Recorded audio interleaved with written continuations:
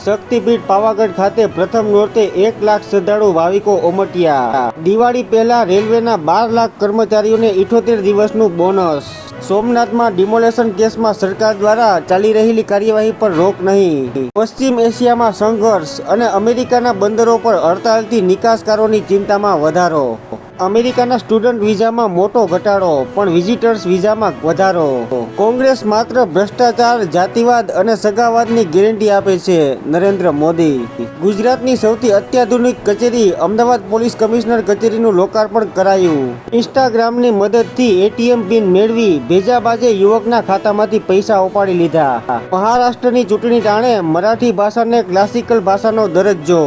તંત્ર મંત્ર મેલી વિદ્યાના નામે ઠગનાર 2 શખ્સો ઝડપાયા। ઇન્ડિયન 2 નિષ્ફળ જતા હવે ત્રીજો ભાગ સીધો ઓટીટી પર આવશે।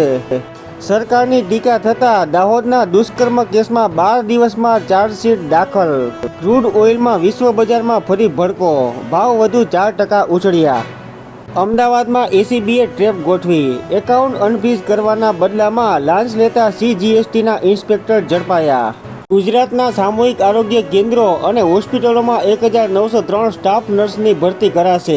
ગુજરાતમાં વિવિધ વ્યવસાયોમાં કામ કરતા શ્રમિકોના દરોમાં સુધારો કરાયો। હરિયાણામાં છેક સુધી ભાજપ માટે પ્રચાર કરતા અશોક તંવર ભાજપની રેલીમાં ભાષણ આપ્યાના કલાકમાં જ કોંગ્રેસમાં જોડાયા। છત્તીસગઢમાં ભેજાબાજોનું કારસ્તાન, એસબીઆઈની નકલી બ્રાન્ચ બનાવી અનેકના ખાતા ખોલાવીને ઠગાઈ।